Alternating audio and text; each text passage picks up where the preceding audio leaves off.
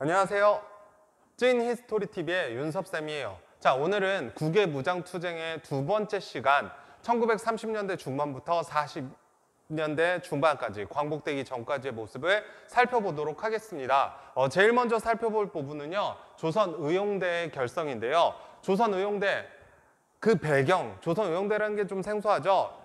조선의용대가 만들어지게 된 배경에는요, 의열단, 김월봉 선생님이 이끄셨던 이 의열단의 노선 변화가 있었어요. 노선 변화라는 게 뭐냐? 의열단이 원래는 개인적으로 의열 활동을 했었잖아요. 뭐 폭탄을 투척하거나 내지는 총을 쏘거나 뭐 이런 것들이 있었는데, 이거 가지고는 안 되겠다. 우리가 어떤 단체를 이끌고선 이제 본격적으로 일본과 직접적 전투를 벌여야겠다라고 판단을 하신 거죠. 그래서 노선 변화가 있었고요. 여기에 추가적으로 지난 시간에도 했지만 중국 만주 지역에서 독립군들이 중국 본토로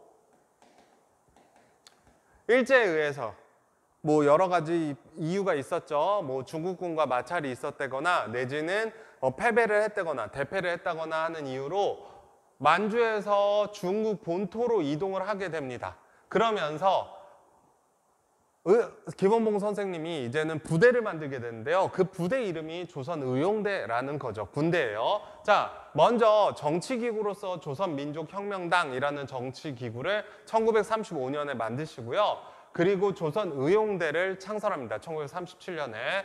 요건 중국 국민당이 지원을 해주는데요. 이 중국 국민당이 지원을 하면서 주로 했던 게 뭐냐? 대일전에 참전은 하지만 앞에서 싸우는 게 아니고 첩보나 정보 수집 그리고 포로신문 등의 활동을 했습니다. 조선의용대 내부에서는 이건 좀 문제가 있다라고 생각을 해서요. 우리가 직접적으로 전투를 벌일 수 있는 방법이 무엇일까?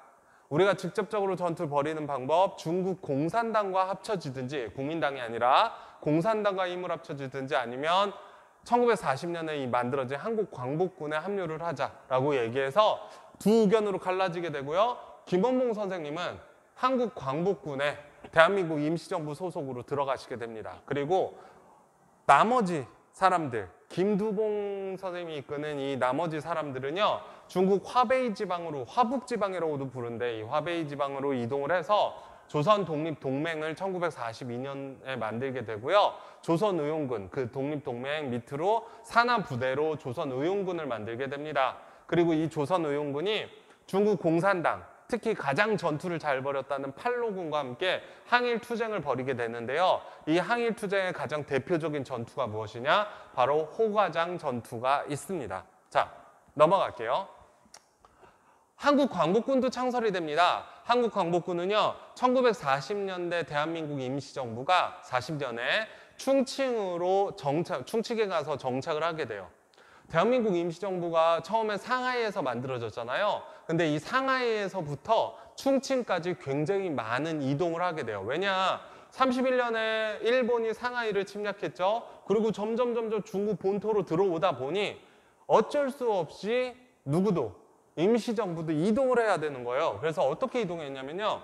선생님이 주요 내용들만 써놨는데 상하이에서 항저우로 갔다가 이렇게 빠졌다가 우한으로 또 우한에서 광저우로 창사로 여긴 창사가 아니죠. 창사가 아니고 여기는 창사 맞네요. 예. 잘못 표시를 했네요. 다시 표시할게요. 이렇게 지워주면 여기 창사로 갔다가 광저우로 그리고 이렇게 이동해서 결국은 충칭까지 이렇게 이동을 하게 됩니다. 그런데 이렇게 이동을 많이 해가는 과정 중에서 포인트가 된 거 앞에서 했던 내용과 같이 겹쳐서 설명을 하면요. 임시정부는 이렇게 이동을 했고요. 이 우한 지역에서 아까 조선의용대 같은 경우에는 난징에서 만들어져서 우한에서 둘로 갈라지게 되는데요.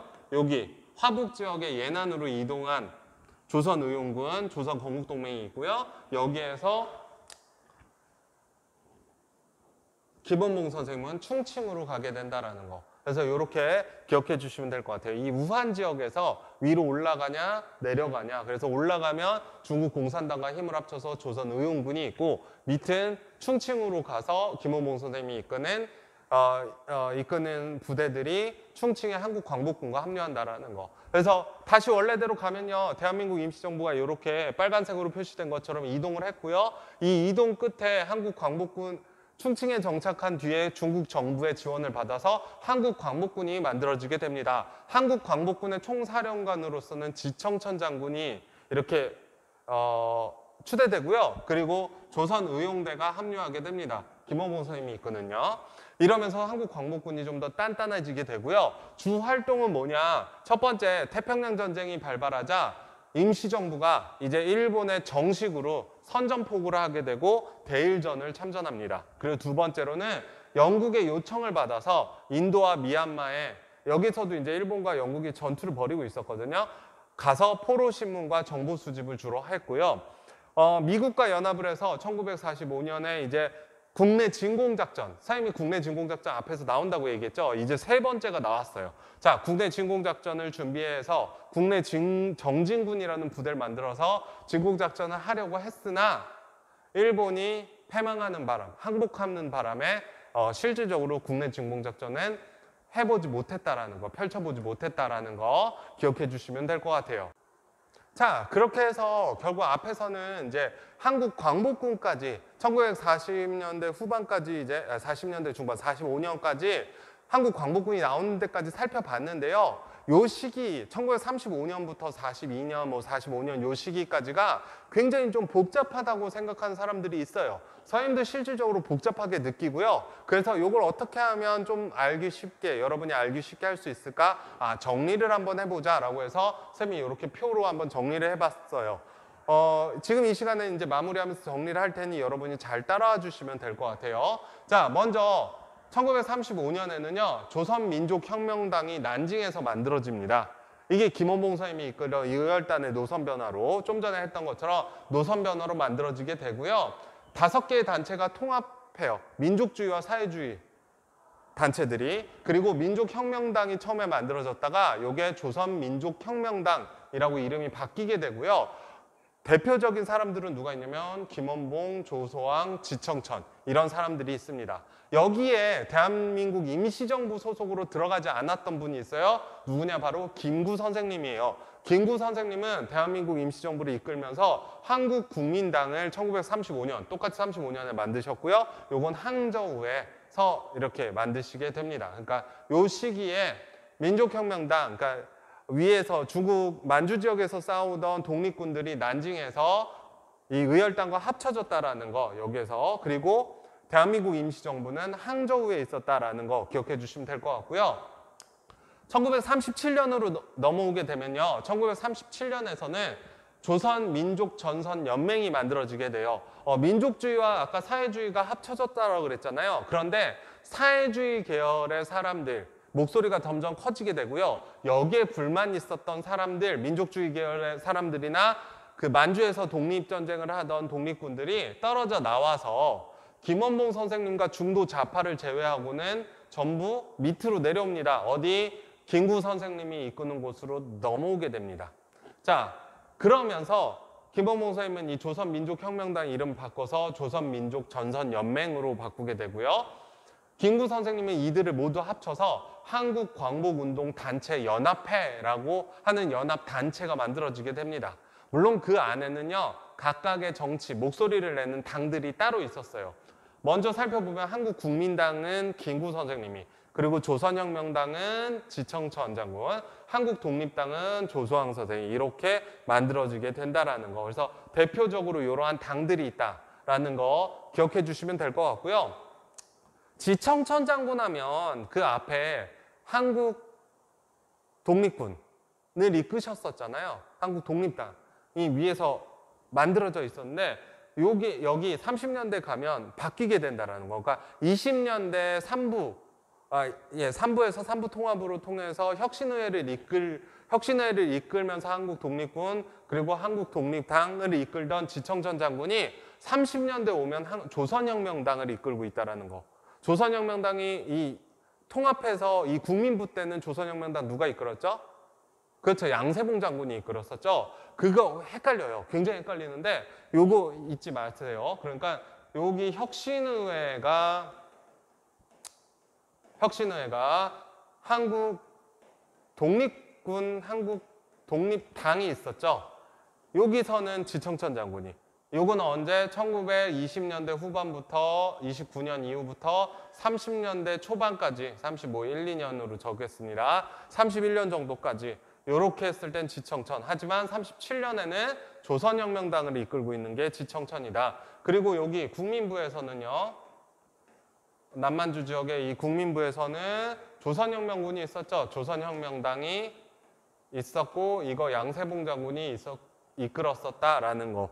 그래서 30년대 조선혁명당은 지청천 장군이 이끈다는 거. 그래서 여기 이거 구분할 수 있어야 돼요. 이렇게. 그러니까 인물은 지청천 장군이 맞는데 앞에서는 한국독립당, 조선혁명당 이끌 때는 30년대. 요 시기 그리고 어느 지역인지 구분을 해야 된다는 거. 그래야지 헷갈리지 않고 또한 같은 이름으로 한국독립당과 조선혁명당이 약간 크로스되는 느낌이 있다는 거. 그래서 한번 정리를 해서 써보시면 여러분이 기억하기 좀 더 좋으실 거고요. 자, 넘어오겠습니다. 1940년대 초반으로 오게 되면요. 조선독립동맹, 이 김원봉 선생님이 여기서 떨어져 나옵니다. 아까 설명했죠. 우한에서 이제 화북 지역으로 가느냐, 예난이라는 도시가 있는 화북 지역으로 가느냐, 아니면 충칭에 있는 한국 광복군과 합쳐지느냐인데요. 대한민국 임시정부와 결국 김원봉 선생님은 쭉 내려오면 합류를 하죠. 대한민국 임시정부, 충칭에 있던 임시정부와 합류를 해서 여기서 김원봉 선생님은 조선민족혁명당을 이끌게 되고요. 여기도 조선민족혁명당이 있죠. 여기 이름 그대로 끌고 와서 여기 당이 그대로 있다라는 거. 그리고 한국독립당, 여기 있었던 세 개의 당, 국민당, 한국국민당, 한국독립당, 조선혁명당이 합쳐져서 한국독립당 하나로 결성이 된다. 그래서 독립당, 여기서는 두 개로 합쳐진다라는 거. 이 한국독립당은요, 김구 주석, 이때부터 김구 선생님을 주석이라고 불렀고요. 단일 체제로 형성이 된다라는 거. 그리고 위에서는 그 예난 지역으로 간 조선의용대가 이름을 바꿔서 조선독립동맹이라고 했었고 1942년에 형성되면서 김두봉 선생님을 중심으로 조선의용군이 만들어졌다. 요거 기억해 주시면 될 것 같아요.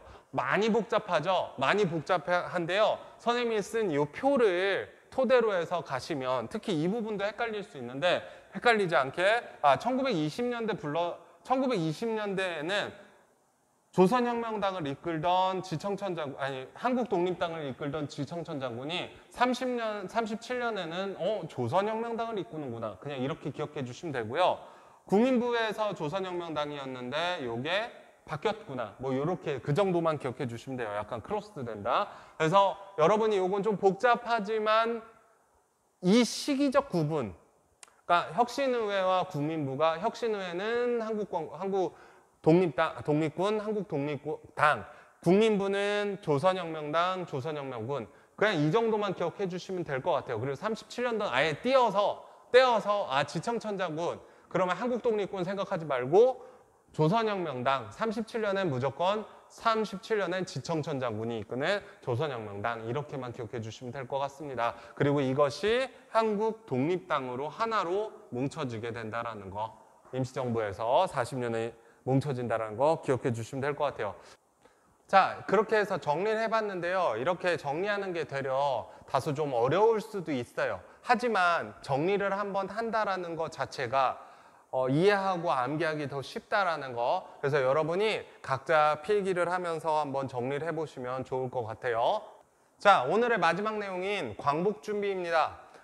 일본이 패망할 것을 예견했어요. 왜냐하면 태평양 전쟁이 일으키고 나서 진주만 습격까지는 성공했으나 일본이 이제 미드웨이 해전을 통해서 크게 반격을 당했고요. 미얀마라든지 인도라든지 이 동남아시아 지역에서도 계속 밀리기 시작하는 거예요, 일본이. 그래서 우리나라 사람들도 곧 있으면 일본이 망하겠다. 그러면 우리가 건국 준비를 해야겠다라고 생각을 하고요. 앞에서 배웠던 이 두 개의 대한민국 임시정부와 조선독립동맹 말고도 국내에서도 곧 있을 광복을 이제 준비를 합니다. 먼저 대한민국 임시정부부터 알아보면요. 대한민국 건국강령이라는 걸 내리게 되는데요. 대한민국 건국강령은 그 내용이 토지, 그러니까 나라를 세웠을 때, 대한민국이란 나라를 건국했을 때 꼭 지켜야 될 명령인 거죠. 그게 뭐냐? 이런 식으로 우리가 나라를 만들겠다. 첫 번째, 토지 산업을 국유화하겠다. 일본이 지금 소유하고 있는 것들 전부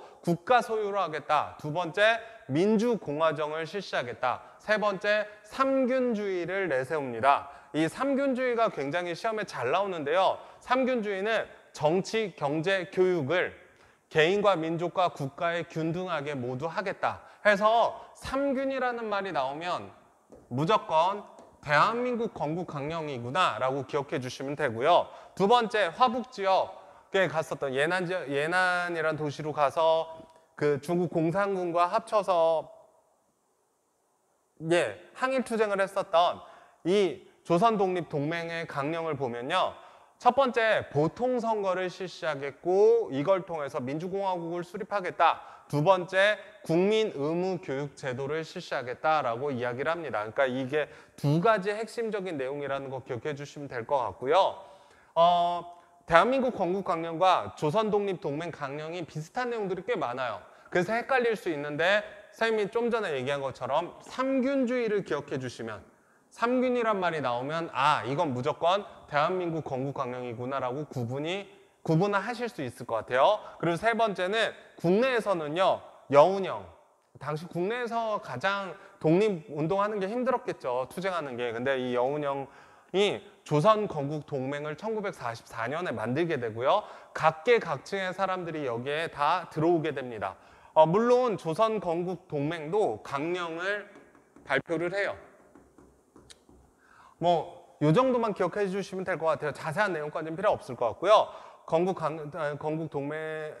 조선건국동맹도 강령을 발표했었고 이들이 나중에 광복되자마자 조선건국준비위원회로 바뀌게 된다라는 거 그거까지만 기억해 주시면 될 것 같습니다.